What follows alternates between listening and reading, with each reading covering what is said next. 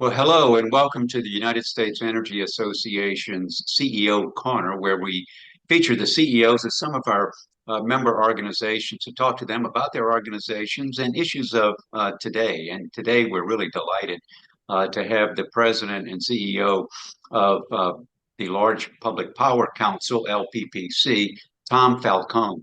Tom, welcome to the CEO Corner. Thank you so much for having me, Mark, and thank you for what USEA does and what you do personally on making sure that we have an educated populace and Washington, D.C. and policymakers on all these important energy issues. Well, Tom, great to have you. Let's take a few minutes to maybe tell our listeners about LPPC. It's an organization put together to serve electric customers. Some of your members own generation and transmission. Why don't you tell our listeners really the what LPPC is, who it represents, and its unique role it plays in Washington, D.C. So LPPC serves really two purposes. It is a group of the 30 largest publicly owned electric utilities, owned either by state governments or local governments. And there are 2,000 public power utilities across the country, but these 30 own roughly 85% of the assets. So the parts that these members own, they may be retail serving, like the former utility that I led as a CEO. They may directly serve retail customers, or they may own generation and transmission assets and serve hundreds or dozens of other smaller utilities, but serve them on generation and transmission where there are large economies of scale. So that's the membership, 30 large publicly owned electric utilities across the country. And our board is made up of the CEOs who set the policy direction and priorities for us. But our purpose is twofold. Number one, Washington, D.C. is still very important. While electric utilities are primarily regulated at the state level, and these are state and locally governed utilities. So obviously 90% of their concerns are at the state level. Here in Washington, D.C., when you're talking about generation and transmission, that's federally regulated, EPA, tax issues, energy policy issues. So that remaining 10% of public policy can be very important. So we work together on that. We have common interests. We work with our common relationships to advance public policy goals here in DC. And then the second thing we do together is these 30 utilities like to work together. They're in the same business. Their CEOs all know each other. And so we share information and best practices. We have about 20 networks made up of all the CIOs and the CEOs and the CFOs. And they all know each other and they all share information, best practices, because we're not in competition with each other and we can help. And usually on any given problem, there's a few utilities that are a leader and we just steal from those utilities relentlessly so we can improve all of our respective businesses and serve our customers better. Well, Tom, you had mentioned too in one of your earlier lives that you actually ran Long Island Power Authority, which so gave you actual knowledge of running, the utility which now you serve. But you also worked on Wall Street, and so initially or earlier, you had you gained the experience of financing a lot of the infrastructure that utilities need, and so. For those of us in Washington, typically who might have had a career in Washington, you bring unique experience in your role. Why don't you tell us a little bit about how it is that LPPC benefits as well as policymakers benefit of hearing under your leadership, your experience from financing, from running the utility, and now serving as head of its organization? Well, as you say, Mark, I started my career as an investment banker, largely to large publicly owned utilities, the same types of members that are in LPPC. And then I took a position as a CFO of one of those utilities and then a CEO for about 9 years of one of those utilities. And now I took this position about 18 months ago here in Washington, D.C. One of the most important things we can do as a trade association is make sure that we're focused on the real problems that our utilities have, the real concrete solutions. And so whenever you're dealing with public policy, there's an intersection between first, what can move? What is the priorities? What are the priorities of the day? What are the priorities of the policymakers? But then also within that, what would make the most difference? And so our job is not to, our job is to focus on concrete things that help back home. And we don't control the events of the day, but we do control what the regulation or the legislation, not control, but we do have input on that. And it does help to have some background and to be able to interact and know with our members and to call them up and say, I'm reading this bill or I'm reading this regulation and I thought of you. What do you think? Because our members are focused on their local issues. They don't have time to read a 160-page bill. So it helps if you have an idea of what their concerns are, and you really do. And what we focus on is getting their actual feedback, because they're the ones, even though I have even experience running a utility, I don't have experience in every single discipline in that utility. But to have the antenna to know who cares about what and what might be important, and to help work with those utilities in a very substantive fashion. The quality of our advocacy is directly related to the information that we have and whether we're pursuing the right objectives. Well, Tom, today's issue that we all are facing in the energy space is, to meet this expected growing demand to serve artificial intelligence and the need for generation and the need to improve our transmission. You see Congress grappling with some of these issues. To be sure, you see FERC also with its large load advance notice of public rulemaking. Why don't you tell our listeners a little bit about, what are your key issues today that you're tracking, both at FERC, maybe and maybe on the Hill? Yeah, and as you say, Mark, it's a whole new world, and it's entirely driven, to events of the day. Since ChatGPT in 2023, we had 20 plus years, 25 years of flat to declining load growth. People weren't building a lot of infrastructure. Maybe you had clean energy goals or other goals, and so you might have been modernizing some infrastructure for those purposes. But then suddenly we started to have load growth, and that load growth is around 3% a year of peak. And it's not uniformly spread across the country.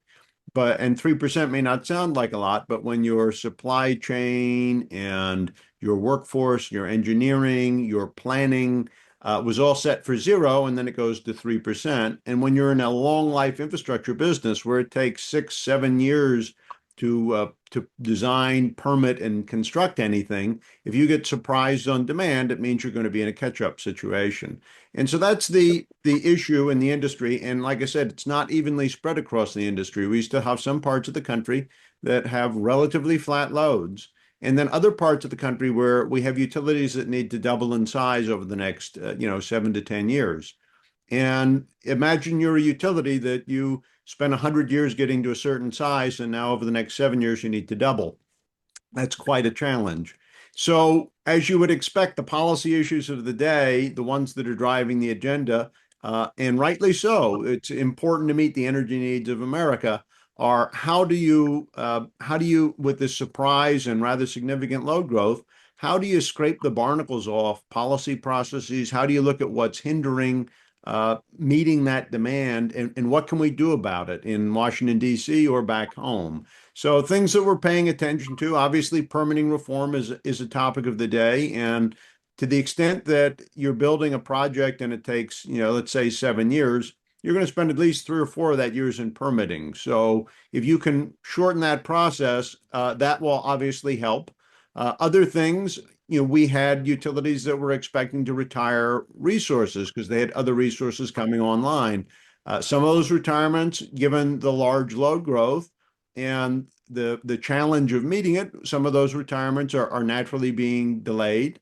We're looking at flexibility. On average, the grid runs at about a 50% capacity factor or less, and that's appropriate. Sometimes people think that it's inappropriate or a sign of waste. No, it's just that at the peak in the summer, we use about twice as much energy as we do in the winter, depending on the region of the country you're in. But that type of dynamic holds. So if you're either going to have brownouts and blackouts at the peak, or you're going to have a lot of excess capacity. But that excess capacity isn't excess all the hours of the year. It's excess many of the hours of the year, but there's a handful of hours or maybe a week in the 52 weeks where everything is running flat out and we can't add more load.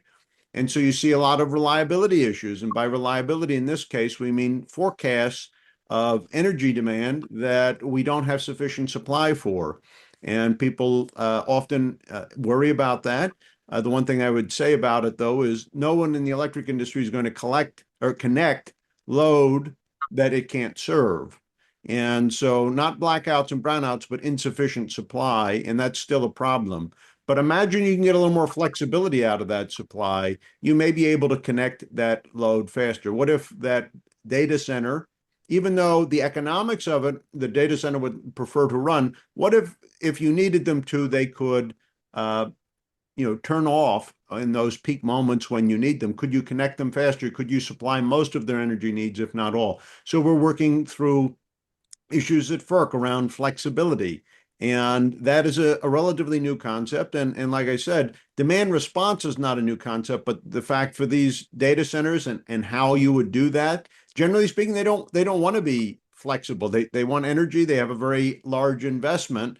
But if we can connect you faster, can we have a little more flexibility?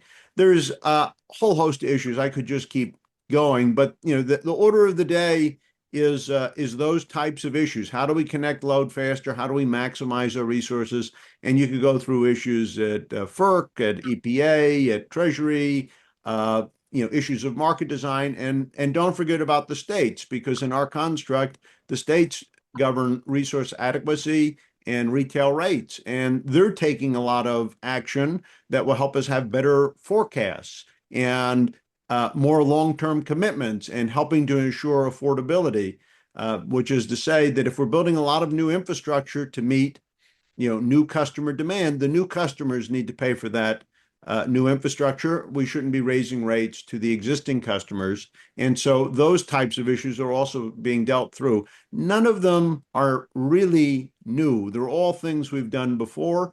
And yet, like I said, the suddenness of the demand, the fact that it crept up since 2023 means we have to react to it and create new processes and scrape the barnacles off old ones and create new rate classes and deal with these issues all at the same time and all right now. Tom, and you described this is certainly the issue of our time, issue of the day. I do note, though, that your organization also has to ensure that policies that are set in tax writing committees, for example, do not disadvantage your members. Maybe we can talk a little bit about some of the lesser known issues that you focus on. For example, some of them are tax rules, but just for policymakers to really understand what's important to your members. There's the I think for years you've been kind of tracking the private business use of tax rules, for example, and I know uh, on an annual basis, because utilities pull together to respond to natural disasters, there's some federal rules with respect to, um, getting reimbursed for restoration or prevention for these uh, assets, that will be harmed through natural disasters. Maybe you can spend just a few minutes about some of these other issues that you're tracking for your members. Yeah, let me touch on both of them. The first, the private business use rules, probably something most listeners would not be familiar with, but they are regulations that are around the issuance of tax-exempt bonds, municipal bonds. So our members are all owned by government. And so much like any other type of government, roads and bridges and schools, the federal government allows our members to issue tax-exempt bonds, bonds that are not the income on which is not taxed by the recipient. And that provides a little cost advantage, and it's a very favorable thing. But as you can expect, because there is an advantage that the federal government is giving out, they highly regulate what you can issue and why you can issue it, and that's totally appropriate. But the challenge we have with the private business use rules is that since they were created in the 1970s, they long had very clear distinctions of what could be financed tax exempt and what could not. And that distinction really got to essentially the tax ownership. So a municipal utility or public power utility couldn't go build a power plant and essentially lease it to their neighboring IOU who pays the bills and benefits from the tax exemption. That's what private use is. In the late 1990s, though, they Treasury looked at the regulations and tweaked them for deregulation. But at the time that they were tweaking it, they noticed that you could have contracts with customers, retail customers, and it could have or be structured in a way that looked like a transfer of tax ownership. And so they tweaked the rules and expanded them greatly. And the challenge is, while the substance could be something that looks like building a power plant and selling it to your neighbor, it also prohibits you from having in agreements with your customers things that are totally normal in the electric industry. And so, not historically been that big of a challenge, but when you have people coming to town and they want you to build, you know, their energy demand is going to be 1,000 megawatts, and you need to build infrastructure for that 1,000 megawatts. That infrastructure isn't dedicated to serving that hyperscaler, but they're going to be served by the whole system. And you say to them, well, I need to know that you're real, that if I build all this infrastructure to you, I'm not going to do it on spec. You need to sign a contract that you'll be responsible for some of these costs for the next 20 years, 15 years, because we're building a lot of long life infrastructure. So if we're expanding the system to meet your energy needs and you're located in our service area, we want to know that you're not shopping around and you're not asking 5 other people to build this stuff. And unfortunately, the private use rules prohibit that, even though that is what we're doing in the industry. It's what all the investor-owned utilities, all the co-ops are doing, all the regulatory commissions to protect customers and protect affordability. And so we've had to go to Treasury and say, hey, the rule was written a little broad. And we certainly agree no one should be building with tax-exempt bonds and selling it to the neighboring IOU. But that's not what's going on here. And the challenge we have is the rule is in fact written so broad that it also captures everything we've ever issued in the past, and it can be very, very expensive and challenging to remediate. So you've built a system over 100 years, someone new comes to town, and suddenly you have to go and retire bonds that, tax exempt bonds, and refinance them taxably in a higher rate environment. Well, who pays that cost? And it drives up the cost to our existing customers. Totally not intended. But that's the way regulation works. You got to think through some of the use cases. And in this case, this is a new thing that people are coming and that they need so much energy and it's so large and so concentrated. So that's one issue, private use. Another one's FEMA. These are public utilities. And so, much like if there's a road or a bridge that's damaged in a major storm or a hurricane, electric infrastructure that's damaged, also you can go to the federal government and they'll help the communities that suffer these consequences to recover and help them not have a huge increase in electric bills or be unaffordable and help them rebuild. FEMA has been criticized in the past in many ways, and we agree that while it's a great and noble organization, over the years it's become a little bit unclear. The rules can be quite lengthy. They can be somewhat arbitrary. And so clarity around that and confidence and speeding the rebuilding process. And there's a great bill that was passed by the House Transportation Infrastructure Committee that deals with FEMA reform. We think it's a great bill. That said, it hasn't gotten to the full House. There are other competing reforms. The Senate hasn't taken it up. But we do think that bill would greatly speed up restoration, provide clarity, reduce cost, allow not just electric utilities, but anyone eligible for FEMA to recover faster and cheaper and with greater predictability about what is covered and what isn't covered. Well, it sounds like you're tracking quite a few issues, both in Congress, at multiple levels in both houses on multiple topics, as well as the Federal Energy Regulatory Commission, as well as your state commission. So it's a remarkable job you're doing for LPPC and its members. Um, well, as we all know, this year, the United States uh, is recognizing its 250th anniversary from the Declaration of Independence, and uh, it's an opportunity for all of us to reflect a bit on our history, and also looking forward to see perhaps what the coming years will bring. Um, I note LPPC, as you said, you've been around over 100 years. Certainly, electricity has played a key role in making America what it is and fostering our values. Um, why don't you tell us a little bit about, LPPC's role in your reflections on its past and its future? Well, electricity, like all energy, I mean, energy is what separates us from people who lived 2,000 years ago. The density of energy, whether electricity or another form. Electricity is one of the most efficient ways to get and to distribute energy, and the electric grid has been a marvel that has enabled so many things, enabled creature comforts at home and a standard of living today that would be unimaginable 100 years ago or 200 years ago. And that trend is just going to continue, and energy is going to, and electricity is just going to continue to be not only vital, but increasingly vital. We have shifted our sources of energy over time, and electricity is a share of that energy source is growing, and it's also coming from traditional sources and new sources. And so the future is bright. We're certain, and that's a little bit of a pun intended, lights and electricity, but the future is bright.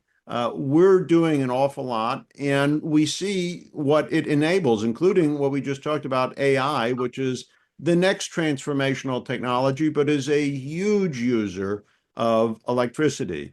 And so, meeting the country's goals and for its security, I think bright days are ahead, and certainly we're very focused on doing our part of it and serving an outsized share of the country's energy needs through building the infrastructure to make our home communities vibrant places. Without energy and without electricity, we are not going to have vibrant home communities. But the future is bright. I think the country is headed in a good and positive direction in many ways. We tend to be familiar with our challenges, but I think when you look around the world, we should also be very mindful of our many, many strengths and the many wonderful things that we have going right. I think that's very well said. And I think that will be the last word, Tom. I want to thank you very much for taking a few minutes to have this conversation with me. I'm sure that our listeners have found it enlightening and edifying. Um, I invite our listeners that if you want to learn more about Tom's organization, LPPC, you can go to their website. Tom, is that lppc.org? Yes, it is. All right, I invite you to do that. And if you're interested too in learning more about the United States Energy Association, you can visit our website at usea.org. And if you like what you see and want to help us accomplish our mission, invite you to become a member. And with that, that concludes today's CEO Corner with LPPC President Tom Falcone. Tom, thank you very much. Thank you again, Mark.